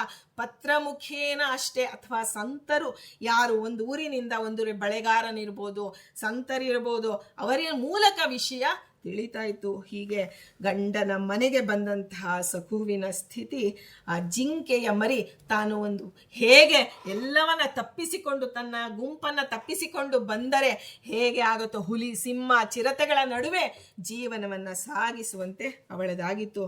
ಬಡತನದಲ್ಲಿ ಹುಟ್ಟಿದ್ದಾಳೆ. ಅದಕ್ಕೆ ಅವಳು ಆ ಒಂದು ಬಡತನ ಅಂದ್ರೆ ಹಸಿವು ನೀಗೋದಕ್ಕೆ ಅವಳಿಗೆ ನೀರಿನಿಂದ ಆ ಒಂದು ನೀರನ್ನ ಕುಡಿದು ತೃಪ್ತಿ ಪಡ್ಕೋತಾ ಇದ್ಲು. ಆದರೆ ಈ ಕೆಟ್ಟ ವಾತಾವರಣ ಬೈಗುಳವನ್ನ ಕೇಳುವುದಕ್ಕೆ ಬಹಳ ಮನಸ್ಸಿಗೆ ನೋವಾಗ್ತಿತ್ತು. ಆದರೂ ಇಂತಹ ಬೈಗುಳವೇ ನನಗೆ ದೇವರಲ್ಲಿ ಭಕ್ತಿ ಬರೋದಕ್ಕೆ ಇದು ಬೀಜದಂತೆ ಇದೆ ಅಂತ ತಿಳಿದು ಸಮಾಧಾನದಿಂದ ತಾಳ್ಮೆಯಿಂದ ಅವಳು ಕಾಯ್ತಾ ಇದ್ಲು. ಆದರೆ ಅಲ್ಲಿ ಒಬ್ಬ ಕುರುಡ ಸಖೂಬಾಯಿ ಮನೆಗೆ ಭಿಕ್ಷಕ್ಕೆ ಬರ್ತಾನೆ. ಬಂದಾಗ ಸಖೂಬಾಯಿ ಭತ್ತವನ್ನ ಕೊಡ್ತಾ ಇರ್ತಾಳೆ. ಆ ದೀನ ಸ್ವರ, ಆ ಬಡವ ಅವನು ಕುರುಡನಾಗಿದ್ದಾನೆ, ಅಮ್ಮ ತಾಯಿ ನನಗೆ ಹೊಟ್ಟೆಗೆ ಇಲ್ಲ ಅಂದಾಗ ಆ ದೀನ ಸ್ವರ ಅವಳಿಗೆ ಇಲ್ಲ. ಆದರೆ ಆ ದೀನತೆಯನ್ನ ಕಂಡು ಮರುಗುವಂತಹ ಮನಸ್ಥಿತಿ ಇತ್ತಲ್ಲ, ಒಂದು ಹಿಡಿ ಆ ಒಂದು ಭತ್ತವನ್ನ ಕೊಟ್ಟಿ ಅಕ್ಕಿ ಮಾಡಿದ್ಲಲ್ಲ, ಅದನ್ನು ತೆಗೆದುಕೊಂಡು ಬಂದರೆ ಅದು ಎಲ್ಲಿದ್ದಳೋ ಆ ಗಯ್ಯಾಳಿ ಬಾಯಿ ಬಂದು ಹೀನಾಮಾನವಾಗಿ ಆ ಕುರುಡನನ್ನ ಇವಳನ್ನ ಎಲ್ಲರನ್ನ ಬೈದು ಆ ಕೃಪಣರಾಯ ಅವನ ಹೆಂಡತಿಯ ಪಕ್ಷವನ್ನ ಹಿಡಿದು ಅವನೂ 2 ಏಟ್ ಹಾಕ್ತಾನೆ. ಸಖೂಬಾಯಿಗೆ ಅವಳಿಗೆ ಗೊತ್ತಾಗಿ ಬಿಟ್ಟಿದೆ, ನನಗೂ ನನ್ನ ಯಾವ ಒಂದು ರೀತಿಗೂ ಇವರು ಆಗೋದಿಲ್ಲ, ನನ್ನ ಮನಸ್ಥಿತಿಗೆ ಎಂದೂ ನಾನು ಈ ರೀತಿ ನಡೆಯೋದಕ್ಕೆ ಸಾಧ್ಯ ಇಲ್ಲ. ತಾಯಿಯ ಮನೆ ಬೇರೆ, ನನ್ನ ಈ ಒಂದು ಮನೆಯೇ ಬೇರೆ. ಅಲ್ಲಿ ನಡೆದಂತೆ ನಾನು ಇಲ್ಲಿ ನಡೆಯೋದಕ್ಕಾಗಿಲ್ಲ. ಅಲ್ಲಿ ನಮಗೇನೂ ಇರಲಿಲ್ಲ, ಆದರೂ ನಮ್ಮ ಎಲೆಯಲ್ಲಿ ಇದ್ದದ್ದನ್ನು ಹಂಚಿಕೊಂಡು ತಿಂತಾ ಇದ್ವಿ. ಇಲ್ಲಿ ಮನೆಯ ತುಂಬ ಧನಧಾನ್ಯವಿದೆ, ಆದರೆ ಒಂದು ಹಿಡಿ ಅನ್ನವನ್ನು ಕೊಡುವ ಒಂದು ನಮಗೆ ಅವಕಾಶ ಇಲ್ಲ ಅಂತ ಹೇಳಿ ಆ ದಾನ ಧರ್ಮಕ್ಕೂ ನನಗೆ ಕುತ್ತು ಬಂತು ಅಂತ ಹೇಳಿ ಮನಸ್ಸಿಗೆ ಬಹಳ ನೋವು ಪಟ್ಕೋತಾಳೆ. ಆಮೇಲೆ ತಾನು ಏನು ಹೊಡೆತ ತಿಂದರೋ ಹಿತ್ತಲ ಬಾಗಿಲಿನಿಂದ ಹೋಗಿ ಆ ಕುರುಡನಿಗೆ ಆ ಒಂದು ಒಂದು ಒಂದು ಥಾಲಿಯಲ್ಲಿ, ಹಿಂದೆ ಎಲ್ಲ ಥಾಲಿ ಅಂತ ಇರುತ್ತೆ, ಆ ಒಂಥರ ಅದು ಹೀಗೆ ಪಂಡ್ರಾಪುರದಲ್ಲೆಲ್ಲ ಸಿಗುತ್ತೆ, ಹೀಗೆ ಹಾಕಿದರೆ ಅದು ಹೀಗೆ ಒಳಗಡೆ ನೀರು ಹಾಕಿದ್ರೆ ಅದು ಉರುಟಿದ್ರೂ ಅದು ನೀರು ಚೆಲ್ಲಲ್ಲ, ಅಂತಹ ಒಂದು ಮಡಕೆಯ ಥಾಲಿಯಲ್ಲಿ ನೀರನ್ನು ಕೊಟ್ಟು, ನನ್ನ ಬಳಿ ಇವತ್ತು ಇಷ್ಟೇ ಇರೋದು, ಈ ನೀರನ್ನಾದರೂ ಕುಡಿದು ನನಗೂ ಇದೇ ಆಹಾರವಿದೆ, ನೀನು ನನಗೆ ಇಟ್ಟುಕೊಂಡಿದ್ದ ನೀರನ್ನಾದರೂ ನಾನು ಕೊಡ್ತೇನೆ ಅಂತ ಹೇಳಿ ಕೊಡ್ತಾಳೆ. ಆದರೂ ಬೇಕಾದಷ್ಟು ಧನಧಾನ್ಯಗಳಿದೆ. ಈ ಮನುಷ್ಯ, ಪಶು, ಪಕ್ಷಿ ಯಾರಿಗೂ ಒಂದು ಅಗಳು ಹಾಕ್ತಾ ಇರಲಿಲ್ಲ ಆ ಕೃಪಣರಾಯ. ಅದು ಬಹಳ ಪಂಡರಾಪುರದಲ್ಲಿರ್ತಕ್ಕಂಥ ವಿಠ್ಠಲನ ಬಗ್ಗೆ ಅವಳು ಬಹಳ ಮನಸ್ಸಿಗೆ ವಿಠ್ಠಲ ಹತ್ತಿರವಾಗೋದಕ್ಕೆ ಇವರೆಲ್ಲರೂ ನನಗೆ ಒಂದು ರೀತಿಯಲ್ಲಿ, ಈಗ ನಾವು ಪುಟ್ಟ ಮಗು, ಅಂಬೆಗಾಲು ಇನ್ನು ದೇಕುವಂತಹ ಮಗು 5 ತಿಂಗಳಿಗೆ, ಅದಕ್ಕೆ ನಾವು ಸಪೋರ್ಟ್ ಕೊಡ್ತೀವಿ, ಹಿಂಗೆ ಕಾಲ್ ಹತ್ರ ಹಿಂಗೆ ಕೈ ಹಿಡಿದ್ರೆ ಅದು ನಮ್ಮ ಒಂದು ಸಪೋರ್ಟ್ ಇಟ್ಕೊಂಡು ಹೇಗೆ ಮುಂದೆ ಮುಂದೆ ಹೋಗುತ್ತೋ ಹಾಗೆ ವಿಠ್ಠಲನ ಬಳಿ ಹೋಗೋದಕ್ಕೆ ಇವರೆಲ್ಲರೂ ನನಗೆ ಸಹಕಾರಿಗಳಾಗಿದ್ದಾರೆ ಅನ್ನುವಂತಹ ಮನಸ್ಥಿತಿಗೆ ಬಂದು ತಲುಪ್ತಾಳೆ ಸಖೂದೇವಿ. ಆ ಸಖೂಬಾಯಿ ಅಲ್ಲಿ ತಂದೆ ತಾಯಿಗಳಿಗೆ ಇವಳ ಒಂದು ಸಂಕಟ ಏನು ಅಂತ ಗೊತ್ತಿಲ್ಲ. ನನ್ನ ಮಗಳು ಶ್ರೀಮಂತರ ಮನೆ ಸೇರಿದ್ದಾಳೆ, ಸುಖವಾಗಿದ್ದಾಳೆ, ನೋಡಬೇಕು ಅಂತ ಪ್ರತಿ ಹೆಜ್ಜೆಗೆ ಸಖೂಬಾಯಿ ನೆನಪಾಗ್ತಿರ್ತಾಳೆ. ಇನ್ನೂ ಚಿಕ್ಕವಳಾಗಿದ್ದಾಳೆ, ನಮ್ಮೊಟ್ಟಿಗೆ ನಾವು ಕರೆದುಕೊಂಡು ಬರಬೇಕು ಅಂದರೆ ಅವರು ಕಳಿಸಲಿಲ್ಲ ಅನ್ನೋ ಮನಸ್ಥಿತಿಯಲ್ಲಿ ಆ ಹಟ್ಟಿಯಲ್ಲಿ ಒಂದು ದನ ಅಂಬಾ ಅಂತ ಕೂಗಿದ್ರೆ ಓಡಿ ಬಂದು ಹುಲ್ಲು ಹಾಕ್ತಾ ಇದ್ಲು ನಮ್ಮ ಸಖೂಬಾಯಿ. ಆದರೆ ಈಗ ನೋಡು, ನೀನು ಎಷ್ಟು ಬಾರಿ ಕೂಗಿದ ಮೇಲೆ ನಾನು ಬರ್ತಾ ಇದ್ದೇನೆ ಸಖೂಬಾಯಿ, ನಿನಗೆ ಆಹಾರ ಇದ್ದಿದ್ರೆ ಸಕಾಲಕ್ಕೆ ಆಹಾರ ಹಾಕ್ತಿದ್ಲು ಅಂತ ಹೇಳಿ ಕ್ಷಣ ಕ್ಷಣಕ್ಕೂ ತನ್ನ ತಾಯಿ ತನ್ನ ಮಗಳನ್ನ ನೆನೀತಾ ಇದ್ದಾಳೆ. ಆದರೆ ಯಾತ್ರಿಕರು ಒಂದೂರಿನಿಂದ ಇನ್ನೊಂದು ಊರಿಗೆ ಹೋಗ್ತಿದ್ರಲ್ಲ, ಪಾದಯಾತ್ರೆ ಮಾಡಿಕೊಂಡು ಯಾತ್ರಿಕರು, ಅವರ ಬಳಿ ಬಂದ ಅವರು ಯಾರು ಯಾತ್ರಿಕರು ಹೋಗ್ತಿದ್ರೆ, ಸ್ವಾಮಿ ನಿಮ್ಮ ಊರು ಯಾವುದು, ಕರವೀರಪುರವಾ ಅಂತ ಕೇಳಿಕೊಂಡು ತನ್ನ ಮಗಳ ವಿಷಯವೇನಾದರೂ ತಿಳಿಯತ್ತಾ? ಯಾಕಂದ್ರೆ ಊರಿನಲ್ಲಿ ಧನಿಕನ ವಿಷಯ ಎಲ್ಲರಿಗೂ ಗೊತ್ತಿರತ್ತೆ ಅಂತ ನೋಡಿ. ಎಂತಹ ಮುಗ್ಧ ಮನಸ್ಸು ಆಗಿನ ಜನರದು. ಹೀಗೆ ಒಂದು ಗೃಹ ಪ್ರವೇಶ ಮಾಡಿ ಬಾಲೆಯನ್ನು ಬಿಟ್ಟು ಬಂದಿದ್ದಷ್ಟೇ, ಆಮೇಲೆ ತಂದೆ ತಾಯಿಗಳು ನೋಡಿಲ್ಲ. ಆಗ ಆ ಹೆಚ್ಚಿನ ಯೋಚನೆ ಆದಾಗ ತಾಯಿ ಆ ಒಂದು ಆರೋಗ್ಯದಲ್ಲಿ ವ್ಯತ್ಯಾಸ ಆಗುತ್ತೆ. ಆಗ ಆ ಬಡ ಬ್ರಾಹ್ಮಣ, ಇಲ್ಲ ಮಗಳನ್ನ ನಾವೇ ನೋಡಿಕೊಂಡು ಬರೋಣ ಅಂತ ಹೇಳಿ ಕರೆದುಕೊಂಡು ಬರ್ತಾನೆ. ಬಂದಾಗ ಒಂದು ಹುಡುಗಿ ಭತ್ತವನ್ನ ಕುಟ್ತಾ ಇರ್ತಾಳೆ. ಯಾರನ್ನು ನೋಡಿ, ಅಮ್ಮ ಇಂದು ಈ ಕೃಪಣರಾಯನ ಮನೆಯ ಅಂತಾರೆ, ಹೇಳುವುದಕ್ಕೆ ಉಸಿರಿಲ್ಲ. ಅವಳನ್ನು ನೋಡಿ, ಯಾರೋ ಪಾಪ ಹುಷಾರಿಲ್ಲದಂತಹ ಒಂದು ಮಗು ಯಾಕೆ ನೀನು ಇದನ್ನು ಮಾಡ್ತಾ ಇದೆಯಾ, ಕೊಡು ನಾನು ಮಾಡಿಕೊಡ್ತೇನೆ, ನಿನಗೆ ಸಹಾಯ ಮಾಡ್ತೀನಿ ಅಂತ ಬರ್ತಾಳೆ. ಹತ್ತಿರ ಬಂದಾಗ ನೋಡ್ತಾಳೆ ತನ್ನ ಮಗಳೇ, ತನ್ನ ಸಖೂಬಾಯಿ ಹೇಗೆ ನಳನಳಿಸ್ತಾ ಇದ್ಲು. ಅದು ಎಂಥ ಆರೋಗ್ಯವೇ ಇಲ್ಲದಂತಹ ಸ್ಥಿತಿಗೆ ಆ ಸಖೂಬಾಯಿ ತಲುಪಿರ್ತಾಳೆ. ಆಗ ಅವಳು ಜೋರಾಗಿ ಅಳ್ತಾಳೆ. ತಾಯಿ ಮಗಳನ್ನ ಅಪ್ಪಿಕೊಂಡು, ನನ್ನ ಕಂದ, ನೀನು ಇಂಥ ಸ್ಥಿತಿಗೆ ಬಂದುಬಿಟ್ಟು, ಅಂಥ ಶ್ರೀಮಂತರ ಮನೆಗೆ ಕೊಟ್ಟಿದ್ದೇವೆ, ಆದರೆ ನಿನಗೆ ಇಂಥ ಸ್ಥಿತಿ ಬಂತು ಅಂತ ಹೇಳಿ ಅವಳು ಗಯ್ಯಾಳಿ ಬಾಯಿಯ ವಿಷಯ ಅವಳಿಗಿನ್ನೂ ಗೊತ್ತಿಲ್ಲ. ರುದ್ರ ಕಾಳಿಯಂತೆ ಬರ್ತಾಳೆ. ಯಾರು ನೀನು? ಆ ಒಂದು ತಾಯಿ ಏನು ಆ ಒಂದು ಮಗು ಹಾಲು ಕುಡಿಯುವ ಕಂದನಂತೆ ನೀನು ಹೋಗಿ ತಾಯಿಯನ್ನು ಅಪ್ಕೋತಾ ಇದೆಯಲ್ಲ, ನಡಿ ಒಳಗೆ ಕೆಲಸ ರಾಶಿ ಬಿದ್ದಿದೆ ಅಂತ ಹೇಳಿ ತಾಯಿಯ ಎದುರಿಗೆ ಚೆನ್ನಾಗಿ ಪೆಟ್ಟುಗಳನ್ನು ಕೊಟ್ಟು ಕರೆದುಕೊಂಡು ಹೋಗಿ ಬಿಡ್ತಾಳೆ. ಲವಲವಿಕೆಯಿಂದ ಜಿಂಕೆಯ ಮರಿಯಂತೆ ಓಡಾಡಿಕೊಂಡಿದ್ದ ನಮ್ಮ ಮಗು ಇಲ್ಲಿ ಎಷ್ಟೋ ವರ್ಷಗಳು ಕಳೆದಂತಹ ವೃದ್ಧಾಪ್ಯದಲ್ಲಿ ಬಂದಂತಹ ಸ್ಥಿತಿಗೆ ನನ್ನ ಮಗು ತಲುಪಿದೆ. ಆಗ ಅವಳು ಕೇಳ್ತಾಳೆ, ನಮ್ಮ ಸಖುವಿಗೆ ಏನಾದರೂ ಕಾಯಿಲೆ ಆಗಿತ್ತಾ, ಯಾಕೆ ಹೀಗೆ ಆಗಿದ್ದಾಳೆ ಅಂದರೆ, ಕಾಯಿಲೆ ಇಲ್ಲ, ಏನೂ ಇಲ್ಲ, 3 ಹೊತ್ತು ಕೂಳು ತಿಂತಾಳೆ, ಸೊಕ್ಕಿನ ರೋಗ ಬಂದಿದೆ ನಿಮ್ಮ ಮಗಳಿಗೆ ಅಂತ. ಎಂಥ ಮಾತು! ಅದೆಲ್ಲ ಹೇಳಿದಾಗ ಬಡ ದಂಪತಿಗಳು ಬಹಳವಾಗಿ ದುಃಖ ಪಡ್ತಾರೆ. ಕೊನೆಗೂ ತಾಯಿ ತಂದೆಗಳ ಜೊತೆ ಮಾತನಾಡುವುದಕ್ಕೆ ಬಿಡೋದೇ ಇಲ್ಲ. ತಂದೆ ತಾಯಿಗಳು ಊರ ಹೊರಗೆ ಕೆರೆಯ ಬಳಿ ಕಾಯ್ತಾ ಕೂತ್ಕೋತಾರೆ. ತಮ್ಮ ಮಗಳು ನೋಡಿ, ಇಡೀ ರಾತ್ರಿ ತಂದೆ ತಾಯಿಗಳು ಸಖೂವಿಗಾಗಿ ಆ ಒಂದು ಕೆರೆಯ ದಡದಲ್ಲಿ ಕುಳಿತುಕೊಡ್ತಾರೆ. ಬೆಳಗಾದ್ರೆ ಆ ಕೃಷ್ಣಾ ನದಿಗೆ ಬರ್ತಾಳೆ. ಬಂದಾಗ ಬಟ್ಟೆ ಒಗೆಯುವುದಕ್ಕಾಗಿ ನೀರನ್ನು ತರುವುದಕ್ಕಾಗಿ ಬಂದಾಗ ತಮ್ಮ ಮಗಳೊಂದಿಗೆ ಮಾತನಾಡಿ ತಮ್ಮ ಪ್ರೀತಿಯನ್ನ ಇಟ್ಟು ಆಗ ತಂದೆ ಆ ಒಂದು ವಿಠ್ಠಲನ ವಿಗ್ರಹವನ್ನ ತಾನು ಪೂಜೆಗಾಗಿ ಪ್ರತಿನಿತ್ಯ ಇಟ್ಟುಕೊಂಡಿದ್ದಾನೆ. ವಿಠ್ಠಲ ನನ್ನ ಮಗುವನ್ನ ಕಾಪಾಡು. ಆ ಕ್ಷಣ ಅವನಿಗೆ ಅನ್ಸುತ್ತೆ, ವಿಠ್ಠಲನ ಒಬ್ಬನೇ ನನ್ನ ಮಗಳನ್ನ ಕಾಪಾಡೋದಕ್ಕೆ ಸಾಧ್ಯ ಅಂತ ಹೇಗೆ ಸಂತ ಕೊಟ್ಟಿದಂತಹ ಪ್ರತಿಮೆಯನ್ನ ಆ ಸಕುಬಾಯಿಯ ಉಡಿಗೆ ಹಾಕ್ತಾನೆ ತಂದೆ. ವಿಠ್ಠಲ ಇದ್ದಾನೆ ಮಗು. ಹಿಂದೆ ಎಲ್ಲ ತಂದೆ ಅಷ್ಟು ಹೆಣ್ಣು ಮಕ್ಕಳ ನೊಡರೆ ಮಾತನಾಡ್ತಾ ಇರಲಿಲ್ಲ. ಆದರೆ ಕಣ್ಣಿನಲ್ಲಿ ನೀರು ಸುರಿ ಬಂದಂತಹ ತಂದೆ, ಅಮ್ಮ ನೀನು ಹೆಚ್ಚು ಚಿಂತೆ ಮಾಡಬೇಡ, ನೀನು ಈಗ ಒಂದು ಏನು ವಿಠ್ಠಲ ಇದ್ದಾನೆ, ವಿಠ್ಠಲ ನಿನ್ನ ರಕ್ಷಣೆಗೆ ಇರ್ತಾನೆ, ತಗೋ ಅಂತ ಹೇಳಿ ಅವಳ ಉಡಿಗೆ ಹಾಕಿ ಬಿಡ್ತಾನೆ. ಎಲ್ಲಿ ಸಂತ ಕೊಟ್ಟಿದ್ದು ನೋಡಿ, ಅಂದೇ ಬರಬೇಕಾಗಿತ್ತು. ಆದರೆ ತಂದೆಯೇ ಗುರು. ಆ ತಂದೆ ಆ ಗುರುವಿನ ಮೂಲಕ ಬಂದಿದೆ. ಇನ್ನೂ ಅವಳು ಮೈನೆರತಿಲ್ಲ. ಅಂದರೆ ಅಷ್ಟು ಆ ನಡುವೆಯೇ ಇಷ್ಟೆಲ್ಲ ನಡೆದು ಹೋಗಿದೆ. ಆಮೇಲೆ ವಿಠ್ಠಲ ಯಾವಾಗ ಬಂದನೋ ಆಗ ಅವಳ ಜೀವನದಲ್ಲೂ ಒಂದು ರೀತಿಯ ಸಮಾಧಾನ. ಎಂಥ ಸಂತಾಪ ಯಾವಾಗಲೂ ತಲೆಯಿಂದ ಆ ಉಡಿಯಿಂದ ಮುಡಿಯವರೆಗೆ ಅಂತ ಹೇಳ್ತಾರೆ, ಆ ಒಂದು ಊರಿನಿಂದ ಹಿಡಿದು ತಲೆಯವರೆಗೆ ಅವಳಿಗೆ ಅತ್ಯಂತವಾದಂತಹ ರೋಗ ಬಂದಂತೆ ಅವಳ ಮೈ ಶರೀರ ಆಗಿಬಿಟ್ಟಿರುತ್ತೆ. ಅಷ್ಟು ಕಷ್ಟ, ಪುಟ್ಟ ಹುಡುಗಿಗೆ ಅಂತಹ ಕಷ್ಟವನ್ನು ಕೊಟ್ಟಿರ್ತಾಳೆ ಅವಳು. ಆಗ ಆ ವಿಠ್ಠಲನ ಪ್ರತಿಮೆ ಯಾವಾಗ ಉಡಿಗೆ ಬರುತ್ತೋ ಆ ವಿಠ್ಠಲ ಸ್ವಾಮಿ ನಿನ್ನ ಎಂದೂ ಕೈ ಬಿಡೋದಿಲ್ಲ. ಅವನು ಒಂದು ವಿಗ್ರಹದಲ್ಲಿ ಭಗವಂತ ಬಂದಿದ್ದಾನೆ, ಅವನು ನಿನ್ನ ಯೋಗಕ್ಷೇಮವನ್ನು ವಿಚಾರಿಸಿಕೊಳ್ತಾನೆ ಅಂತ ಹೇಳಿ ಕೊಟ್ಟು ಹೊರಟು ಬಿಡ್ತಾರೆ ತಂದೆ ತಾಯಿಗಳು. ಏನು ಹಿಂದೆ ನೋಡಿ ಇಷ್ಟೆಲ್ಲ ಇದ್ದರೂ ನೀನು ಅಲ್ಲೇ ಜೀವನ ಮಾಡಬೇಕು ಅನ್ನುವಂತಹ ಕಠಿಣವಾದಂತಹ ಧರ್ಮ ಇತ್ತು. ಆಗ ಅವಳಿಗೆ ಆ ವಿಠ್ಠಲ ಬಂದ ಮೇಲೆ ಉಡಿಯಲ್ಲಿ ನನ್ನ ಮಡಿಲಲ್ಲಿ ಒಂದು ಮಗು ಬರಬೇಕಾಯಿತು. ಆದರೆ ವಿಠ್ಠಲ ನೀನೇ ನನ್ನ ಮಗುವಾಗಿ ಬಂದಿದೀಯಾ ಅಂತ ತಿಳಿದು ಆ ಉಡಿಯಲ್ಲಿ ಪ್ರತಿದಿನ ಇಡುವುದಕ್ಕೆ ಜಾಗವಿಲ್ಲ ಒಂದು ಪ್ರತಿಮೆಯನ್ನ. ಹಿಂದೆ ಎಲ್ಲ ಒಂದು ಕಚ್ಚೆ ಹಾಕೊಂಡು 9 ಗಜದ ಸೀರೆ ಉಟ್ಕೊಳ್ಬೇಕಾದ್ರೆ ಹೀಗೆ ಒಂದು ಗಂಟನ್ನ ಕಟ್ತಾ ಇದ್ರು. ಆ ಗಂಟಿನೊಳಗೆ ಆ ವಿಠ್ಠಲನ ಪ್ರತಿಮೆಯನ್ನ ಸಕುಬಾಯಿ ಇಟ್ಕೊಂಡಿರ್ತಾಳೆ. ಆ ಸಕುಬಾಯಿ ಇಟ್ಕೊಂಡು, ಯಾಕೆಂದ್ರೆ ಎಲ್ಲಿಟ್ರು ಗಯ್ಯಾಳಿ ಅತ್ತೆ ಎಲ್ಲೂ ಅವಳಿಗೆ ಹಿಡಿಗೊಡಿಸ್ಲಿಲ್ಲ. ಎಲ್ಲಿ ವಿಠ್ಠಲನನ್ನ ಆ ಒಂದು ನನ್ನಿಂದ ದೂರ ಮಾಡಿ ಬಿಡ್ತಾರೋ ಅನ್ನೋ ಭಯ ಆ ಮಗುವಿಗೆ. ಹಾಗೆ ಆ ವಿಠ್ಠಲನ ವಿಗ್ರಹವನ್ನ ತಾನು ಎಲ್ಲಿ ಕೆರೆ ಹತ್ರ ಬಂದಾಗ ಅದಕ್ಕೆ ಅಭಿಷೇಕವನ್ನು ಮಾಡಿ ತಾನು ಭಕ್ತಿಯಿಂದ ತನಗೆ ತೋಚಿದಂತೆ ವಿಠ್ಠಲ ನೀನು ನನ್ನ ಮಗು, ನೀನು ನನ್ನ ಮಗುವಾಗಿ ಬಾ ಅಂತ ಹೇಳಿ ಪ್ರಾರ್ಥನೆ ಮಾಡಿ ವಿಠ್ಠಲನನ್ನ ಸಖನಾಗಿ ಏನೇನು ರೀತಿಯಲ್ಲಿ ಅವಳಿಗೆ ದುಃಖವಿತ್ತೋ ಎಲ್ಲವನ್ನ ವಿಠ್ಠಲನ ಮುಂದೆ ಹೇಳಿಕೊಂಡು ಸಮಾಧಾನ ಪಟ್ಕೋತಾ ಇರ್ತಾಳೆ. ಆದರೆ ಅತ್ತೆ ಒಂದಲ್ಲ ಒಂದು ದಿನ ಗಮನಿಸ್ತಾಳೆ, ಏನೋ ಮಾತನಾಡ್ಕೋತಾ ಇದ್ದಾಳೆ ಇವಳು ಅಂತ ಹೇಳಿ ನೋಡಿದಾಗ ಒಮ್ಮೆ ಸಿಕ್ಕಿ ಬೀಳ್ತಾಳೆ ಸಕು. ಆ ಒಂದು ವಿಠ್ಠಲನ ವಿಗ್ರಹವನ್ನ ಅತ್ತೆ ನೋಡೇ ಬಿಡ್ತಾಳೆ.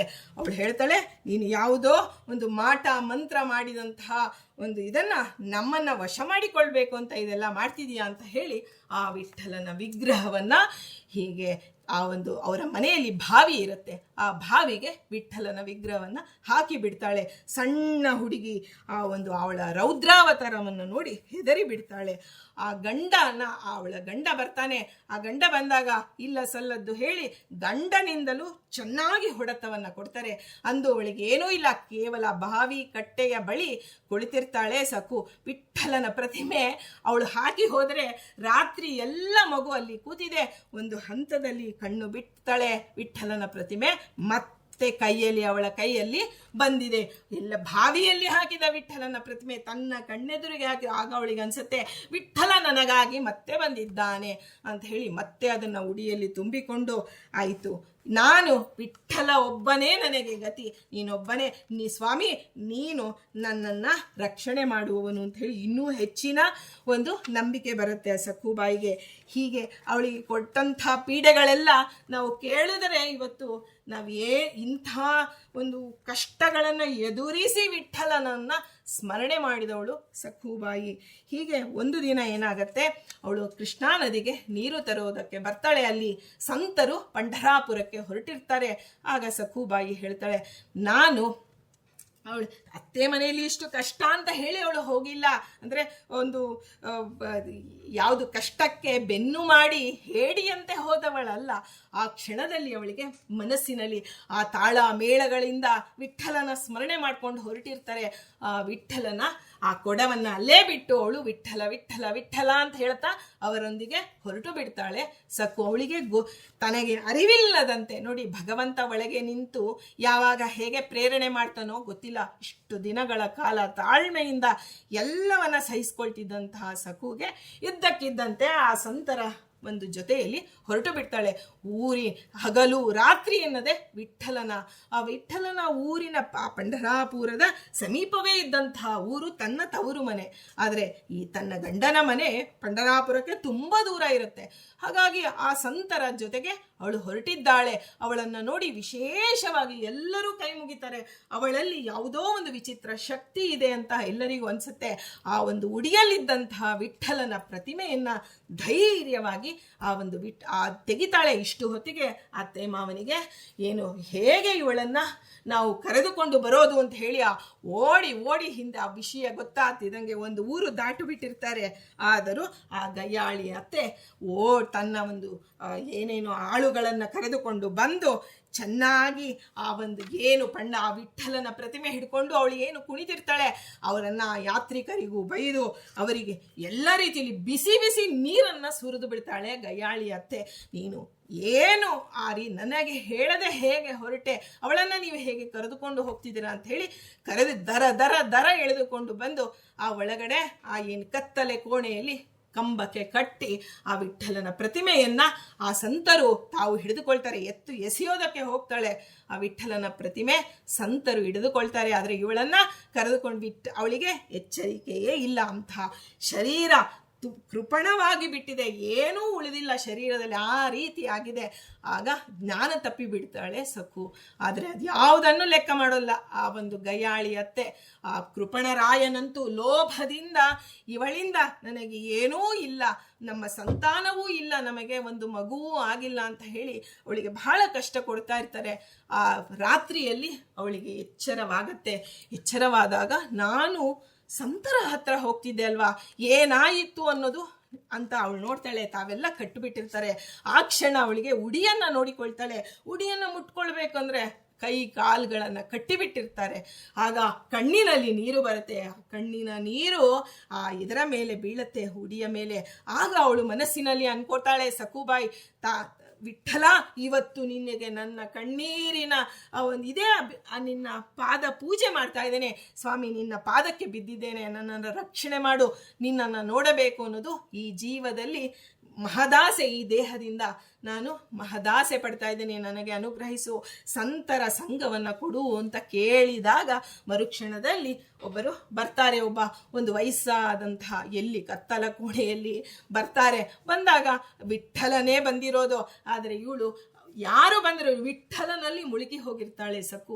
ಆಗ ಅವಳು ಹೇಳ್ತಾಳೆ, ನೀನು ತಾಯಿ ಬಂದು ಆ ಎಲ್ಲ ಏನು ಕಟ್ಟಾಕಿರ್ತಾರೆ ಅದನ್ನೆಲ್ಲ ಬಿಚ್ತಾಳೆ. ನೋಡಿ, ಭಗವಂತ ಬಂಧಿಸುವವನು ಅವನೇ, ಅದನ್ನ ಬಂಧನವನ್ನ ಬಿಡಿಸುವವನು ಅವನೇ. ಆ ಬಿಡಿಸಿ ಏನು ಕಟ್ಟಾಕಿದ್ರಲ್ಲ, ನೀನು ಪಂಢರಾಪುರದ ವಿಠಲನನ್ನು ನೋಡ್ಬೇಕಲ್ವಾ, ನೋಡಿ ಒಂದು ಕ್ಷಣ ಮಾತ್ರದಲ್ಲಿ ವಿಠಲನ ನೋಡ್ಬೋದಿತ್ತು. ಆದರೆ ಭಗವಂತ ಹಾಗೆಲ್ಲ ದರ್ಶನ ಕೊಡುವವನಲ್ಲ.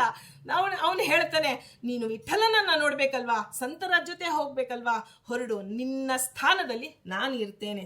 ಅವಳಿಗೆ ಏನೂ ತಿಳಿತಿಲ್ಲ. ಯಾರೋ ಬಂದು ಬಿಡಿಸಿದ್ದಾರೆ, ನೀನು ಹೋಗು. ಯಾವಾಗ ಬಂಧನ ಬಿಡುಗಡೆ ಆಯಿತೋ ಹೊರಟು ಬಿಟ್ಟಿದ್ದಾಳೆ. ಓಡಿ ಓಡಿ ಓಡಿ ಓಡಿ ಸಂತರ ಬಳಿ ಸೇರ್ತಾಳೆ. ಸಂತರು, ಅಮ್ಮ ನಿನ್ನ ವಿಠಲನ ವಿಗ್ರಹ ಅಂತ ಮೊದಲು ವಿಠಲನ ವಿಗ್ರಹವನ್ನ ಅವಳಿಗೆ ಕೊಡ್ತಾರೆ. ತನ್ನ ಸರ್ವಸ್ವ ಸಿಕ್ಕಿದಂತೆ ಆ ವಿಠಲನ ವಿಗ್ರಹವನ್ನ ಹಿಡಿದುಕೊಂಡು, ವಿಠಲನೇ ಅವಳಿಗೆ ಅನುಭವವಾಗ್ತಿರುತ್ತೆ. ಎಲ್ಲರಿಗೂ ವಿಗ್ರಹವಾಗಿ ಕಂಡ್ರೆ ಅದು ಅವಳಿಗೆ ಒಂದು ಮಗುವಿನಂತೆ ಆ ಸ್ಪರ್ಶದ ಅನುಭವ ಆ ಸಕುಬಾಯಿ ಪಡೆತಿರ್ತಾಳೆ. ಸಂತರೊಂದಿಗೆ ಹೊರಟು ಬಿಡ್ತಾಳೆ. ಇತ್ತ ಕಡೆ ಏನಾಯಿತು, ಸಕುಬಾಯಿಯ ವೇಷವನ್ನೇ ಆ ಒಂದು ಬಂದಂತಹ ಮುತ್ತೈದೆ ಸಕುಬಾಯಿಯ ವೇಷವನ್ನ ಹಾಕಿಕೊಂಡಿದ್ದಾಳೆ. ಆಗ ಗಂಡ, ಅತ್ತೆ, ಮಾವ ಎಲ್ಲರೂ ಬರ್ತಾರೆ ಹಿಂದೆ. ನಿನ್ನೆ ಬೆಳಗ್ಗೆನಿಂದ ನಾವು ಊಟ ಹಾಕಿಲ್ಲ, ರಾತ್ರಿ ಊಟ ಹಾಕಿಲ್ಲ, ಚೆನ್ನಾಗಿ ಹೊಡೆದಿದ್ದೇವೆ ಅನ್ಕೊಂಡು ಏನಾದರೂ ಸತ್ತುಗಿತ್ತು ಹೋದಳ ಅಂತ ಹೇಳಿ ಬರ್ತಾರೆ. ಬಂದಾಗ ಆ ಒಂದು ಬಂಧನವನ್ನ ಬಿಡಿಸಕ್ಕೆ ಅಂತ ಹೋಗ್ತಾರೆ. ಬಿಡಿಸಿದಾಗ ಎಲ್ಲೋ ಬಿದ್ದೇ ಹೋಗ್ಬಿಡ್ತಾಳೆ ಇವಳು ಅನ್ಕೋತಾರೆ. ಆದರೆ ಅವಳು ಕಣ್ಣು ಬಿಟ್ಟಾಗ ಅತ್ತೆಯ ಕೈಕಾಲಿನಲ್ಲಿ ನಡುಕ ಶುರುವಾಗತ್ತೆ.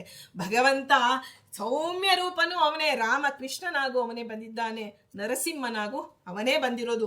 ಒಂದು ರೀತಿಯಲ್ಲಿ ಎಂತಹ ಭಯದ ಒಂದು ಇದು ಒಳಗೆ ಹೊರಗೆ ಎಲ್ಲ ರೀತಿಯಲ್ಲಿ 3 ಜನರಿಗೆ ಭಯವಾಗತ್ತೆ. ಆದರೆ ಆ ಭಯವನ್ನು ತೋರಿಸಿಕೊಂಡಿಲ್ಲ. ಅತ್ತೆ ಹೋಗು, ಸ್ನಾನ ಮಾಡಿ ಅಡುಗೆ ಮಾಡು ದೇವರ ನೈವೇದ್ಯಕ್ಕೆ ಎಂದೂ ಬರದಂತಹ ಮಾತು ದೇವರ ನೈವೇದ್ಯ. ಆಗ ಕೃಪಣರಾಯ ಹೇಳ್ತಾನೆ, ಓಹೋ ಇವತ್ತಿನ ದಿನ ದೇವರ ಪೂಜೆಯನ್ನು ಮಾಡಬೇಕು, ನೈವೇದ್ಯಕ್ಕೆ ಮಾಡ್ತಾರೆ ಅಂದಮೇಲೆ ದೇವರ ಪೂಜೆ ನಾನು ಮಾಡಬೇಕು. ಆಗ ಅವನಿಗೆ ನೋಡಿ ಭಗವಂತನ ಆ ಒಂದು ಸನ್ನಿಧಾನದಿಂದ ಅವರ ಎಂತಹ ಕೆಟ್ಟ ಮನಸ್ಸಿನಲ್ಲೂ ಒಂದು ರೀತಿಯ ಭಕ್ತಿಯ ಸೆಲೆ ಹೊಮ್ಮತ್ತೆ. ಆಗ ಸಕುಬಾಯಿ ಅಂದರೆ ಸಕುಬಾಯಿಯ ವೇಷ ಹಾಕಿಕೊಂಡ ವಿಠ್ಠಲ ಎಲ್ಲವನ್ನ ಮಾಡಿ ಸ್ನಾನ, ಆ ಗಂಗೆಯನ್ನು ಪಡೆದಂತಹ ಭಗವಂತ, ಅವನು ಎಂದ ಸ್ನಾನ ಚಿದಾನಂದಮಯನಾದಂತಹ ಭಗವಂತ ಸಕುಬಾಯಿ ಮನುಷ್ಯರಾಗಿ ಬಂದು ಮನುಷ್ಯರಂತೆ ವರ್ತಿಸಬೇಕು ಅಂತ ಹೇಳಿ ಎಲ್ಲವನ್ನ ಮಾಡ್ತಾನೆ. ಭಗವಂತನ ಕೈಯಿಂದ ಆ ಒಂದು ಅಡಿಗೆ ನೈವೇದ್ಯವನ್ನ ಆ ಒಂದು ಉಣ್ಣುವಂತಹ ಯೋಗ ಇವರಿಗೆ ಹೇಗೆ ಬಂತು ಅಂದರೆ, ಸಕುಬಾಯಿಯನ್ನ ಇವರ ಮನೆಗೆ ಸೊಸೆಯಾಗಿ ಮಾಡಿಕೊಂಡ್ರಲ್ಲ, ಇವರ ಮನೆ 1 ದಿನ ಆಗಲಿ 2 ದಿನ ಹಳಸಿದ ಅನ್ನವನ್ನಾದರೂ ಆಗಲಿ ಭಕ್ತಳಾದ ಸಕುಬಾಯಿಗೆ ಇವರು ಅನ್ನ ಹಾಕಿದ್ದಾರೆ. ಅದಕ್ಕೆ ಆ ಪುಣ್ಯದಿಂದ ನಾನು ಇವತ್ತು ಇವರಿಗೆ ಊಟ ಹಾಕ್ತೇನೆ, ನಾನೇ ಕೈಯಾರೆ ಮಾಡಿ ಬಡಿಸ್ತೇನೆ ಅಂದಾಗ ಆ ಒಂದು ನಾಮಸ್ಮರಣೆ ಇದೆಯಲ್ಲ, ವಿಠ್ಠಲನ ನಾಮಸ್ಮರಣೆ ಹೇಗೆ ಸಕುಬಾಯಿ ಮಾಡ್ತಿದ್ಲು, ಪಂಡರಾಪುರದಲ್ಲಿದ್ದಂತಹ ವಿಠ್ಠಲನ ಸ್ಮರಣೆಯನ್ನೇ ಮಾಡ್ತಿಲ್ಲ, ಇವನು ಹಾಗೆ ಆ ಒಂದು ವಿಠ್ಠಲ ವಿಠ್ಠಲ ವಿಠ್ಠಲ ಅಂತ ಸಕುಬಾಯಿಯ ಪರವಾಗಿ ವಿಠ್ಠಲ ತನ್ನ ಸ್ಮರಣೆಯನ್ನ ನೋಡಿ ತಾನೇ ಮಾಡ್ತಿದ್ದೇನೆ. ಇಲ್ಲಿ ಒಂದು ಸೂಕ್ಷ್ಮ ವಿಷಯ ಇದೆ. ನಾವು ಭಗವಂತನ ಆ ಒಂದು ಹೆಸರನ್ನ ಸ್ಮರಣೆ ಮಾಡಿದರೆ ನಮಗೆ ಆ ಒಂದು ದೇವ ಒಲಿತಾನೆ. ಅಂದರೆ ದೇವ ನಮ್ಮ ಪರವಾಗಿ ಸ್ಮರಣೆ ಮಾಡ್ತಾ ಇದ್ದೇನೆ. ಇವಾಗ ನಾವು ಹೇಳ್ತೀವಿ, ಯಾರೋ ಒಬ್ಬರು ಸಂಕಷ್ಟದಲ್ಲಿ ಇರ್ತಾರೆ, ಆಯ್ತು ನಿಮ್ಮ ಪರವಾಗಿ ನಾನು ಜಪ ಮಾಡ್ತೇನೆ, ನಾನು ಓದ್ತೇನೆ ಅಂತ ನಾವು ಹೇಳ್ತೀವಿ. ಆದರೆ ಸಕುಬಾಯಿಯ ಪರವಾಗಿ ವಿಠ್ಠಲನೇ ತನ್ನನ್ನು ನಾಮಸ್ಮರಣೆಯನ್ನು ತಾನೇ ಮಾಡ್ತಾ ಇದ್ದಾನೆ. ಇನ್ನೆಂತಹ ಪುಣ್ಯದ ರಾಶಿ ಆ ಸಕುಬಾಯಿಗೆ ಬಂದಿರಬೇಡ. ಹೀಗೆ ವೇಷಧಾರಿಯಾದಂತಹ ಪರಮಾತ್ಮ ಆ ನಾಮಸ್ಮರಣೆ ಮಾಡ್ತಾ ಮಾಡ್ತಾ ಮಾಡ್ತಾ ಇದ್ದಾನೆ. ಇಲ್ಲಿ ಈ ಮುಂದೆ ಏನಾಗಿದೆ, ಅವಳು ಸಂತರೊಂದಿಗೆ ಆ ಪಂಡರಾಪುರವನ್ನು ಸೇರ್ತಾಳೆ. ಯಾವ ಕ್ಷಣದಿಂದ ಭಗವಂತ ನಾಮಸ್ಮರಣೆ ಮಾಡಿದ್ನೋ ಆಗ ಅವಳ ಎಲ್ಲ ಕರ್ಮಗಳು ದುಷ್ಕರ್ಮ ನಾಶವಾಗಿದೆ. ಆ ಕೊನೆಯ ಬಾರಿ ಅವಳು ಆತನ ಒಂದು ಕೃಪಣವಾದಂತಹ ದೇವನ್ನಿಟ್ಕೊಂಡು ಬರ್ತಾಳೆ. ಪಂಡರಪುರದ ವಿಠ್ಠಲನ ಪಾದದ ಬಳಿ ತನ್ನ ತಲೆ ಇಡ್ತಾಳೆ. ಆ ಕ್ಷಣ ಅವಳ ಮನಸ್ಸಿಗೆ ಅನ್ಸುತ್ತೆ, ನನ್ನ ಬಳಿ ಸ್ವಾಮಿ, ನನ್ನ ಬಳಿ ಇರೋದು ಉಸಿರು ಒಂದೇ, ಉಸಿರಾಟ ಒಂದೇ ನನ್ನ ಬಳಿ ಇದೆ. ಆ ನನ್ನ ಈ ಉಸಿರು ಕೊನೆಯಾದಂತಹ ಉಸಿರು ನಿನ್ನ ಪಾದಕ್ಕೆ ಸಮರ್ಪಣೆ ಅಂತ ಹೇಳಿ ಸಮರ್ಪಣೆ ಮಾಡಿಬಿಡ್ತಾಳೆ. ಮಾಡಿದಾಗ ಪ್ರಾಣ ಹೋಗೇ ಬಿಡುತ್ತೆ.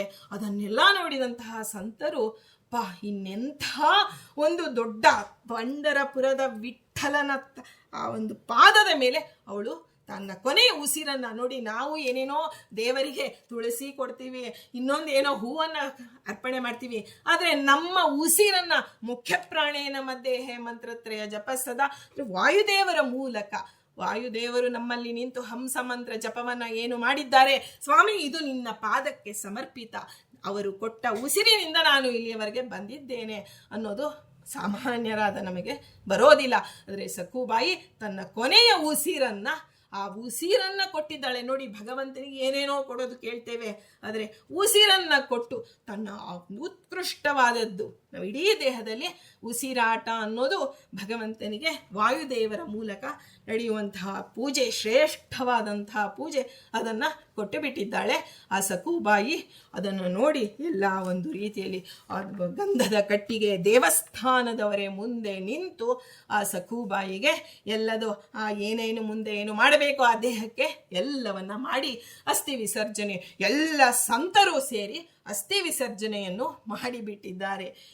ಇಲ್ಲಿ ಏನಾಗಿದೆ, ಆ ಒಂದು ಪಂಡರಪುರದಲ್ಲಿ ವಿಠ್ಠಲನೇ ಇಲ್ಲಿ ಬಂದಿದ್ದಾನೆ. ಕರವೀರಪುರದಲ್ಲಿ ಇವರ ಮನೆಗೆ ಬಂದಾಗ ಪ್ರತಿ ದಿನದಲ್ಲಿ ದೇವನ ಹಾಕಿದಂತಹ ಒಂದು ಆಹಾರವನ್ನ ತಂದು ಅವರ ಮನಸ್ಸು ಬುದ್ಧಿ ಪರಿಶುದ್ಧವಾಗ್ತಾ ಬರ್ತಾ ಇದೆ.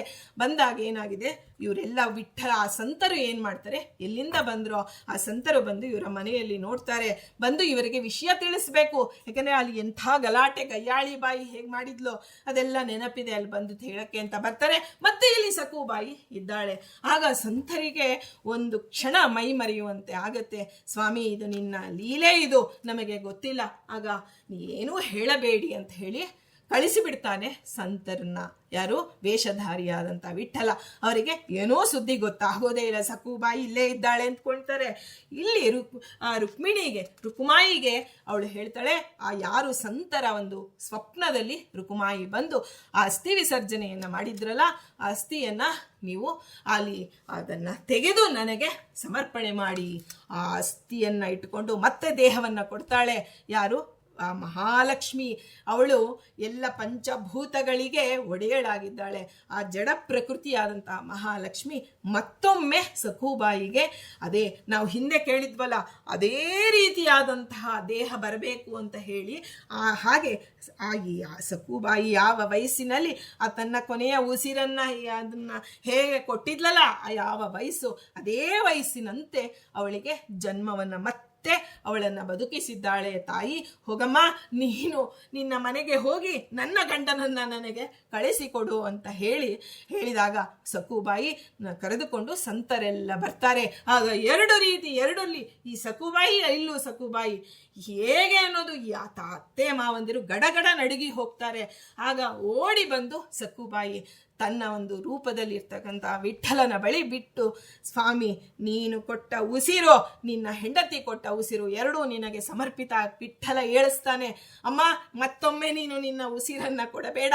ನೀನು ಬಾಳಿ ಬದುಕಬೇಕಾದವಳು. ನಿನ್ನ ಗಂಡ, ಅತ್ತೆ, ಮಾವ ಎಲ್ಲರಿಗೂ ಸದ್ಬುದ್ಧಿ ಬಂದಿದೆ. ನೀನು ಇವರೊಡನೆ ಸಂತೋಷವಾಗಿ ಬದುಕಿ. ಆ ವಿಠಲನ ಪ್ರತಿಮೆ ಆ ಸಂತರು ಮತ್ತೆ ಅವಳಿಗೆ ಕೊಡ್ತಾಳೆ. ನೋಡಿ, 4-5 ಬಾರಿ ಬಂದು ಅವಳು ಕೈಜಾರಿದ ಪ್ರತಿಮೆ ಮತ್ತೆ ಅವಳಿಗೆ ಬಂದಿದೆ. ಸಖುಬಾಯಿಯ ಒಂದು ಈ ಚರಿತ್ರೆಯನ್ನ ಯಾರು ಮನಪೂರ್ವಕವಾಗಿ ಕೇಳ್ತಾರೋ, ನಮಗೆ ನಮ್ಮ ದೇವನಾಮ ಸ್ಮರಣೆ ಮತ್ತೆ ಮತ್ತೆ ಅಲ್ಲಿ ಇಲ್ಲಿ ಹೊರಟು ಹೋಗಿರುತ್ತೆ. ಅದನ್ನ ಮತ್ತೆ ಮತ್ತೆ ಭಗವಂತ ನಮಗೆ ದಕ್ಕಿಸಿಕೊಡ್ತಾನೆ ಅಂತ ಹೇಳಿ ಪ್ರತೀತಿ ಇದೆ.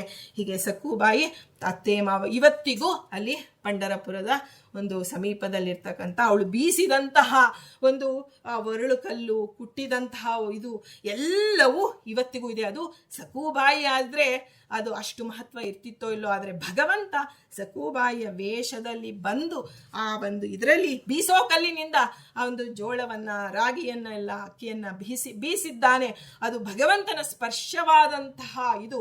ಸಾಲಿಗ್ರಾಮಕ್ಕೆ ಹೇಗೆ ಒಂದು ರೀತಿಯಲ್ಲಿ ನಾವು ಗೌರವದಿಂದ ನಡೆದುಕೊಳ್ತೇವೋ, ಹಾಗೆ ಭಗವಂತನ ಸ್ಪರ್ಶ ಆಗಿದಂಥದ್ದು ಅಂತ ಹೇಳಿ ಇವತ್ತಿಗೂ ಅಲ್ಲಿ ಇಟ್ಟಿದ್ದಾರೆ.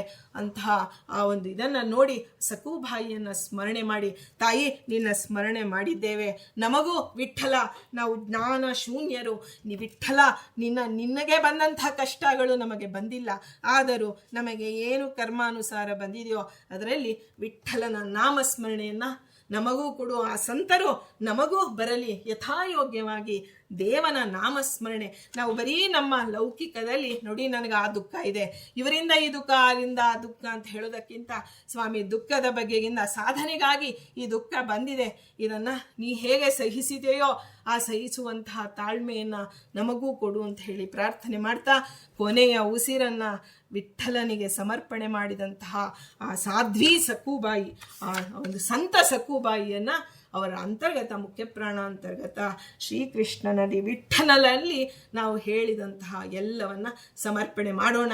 ನಮ್ಮ ತಲೆ ಬಾಗಿದೆ ಅಂದರೆ ಆ ನಮ್ಮ ತಲೆ ಬಾಗಿದಲ್ಲಿ ಭಗವಂತನ ಪಾದ ಇದೆ ಅಂತ ತಿಳಿದು ನಮ್ಮ ಶಿರಸ್ಸು ಉತ್ತಮಾಂಗ, ಅದನ್ನ ಭಗವಂತನಿಗೆ ನಾವು ಜ್ಞಾನಾನಂದಗಳನ್ನ ಕೊಡ್ತಕ್ಕಂಥ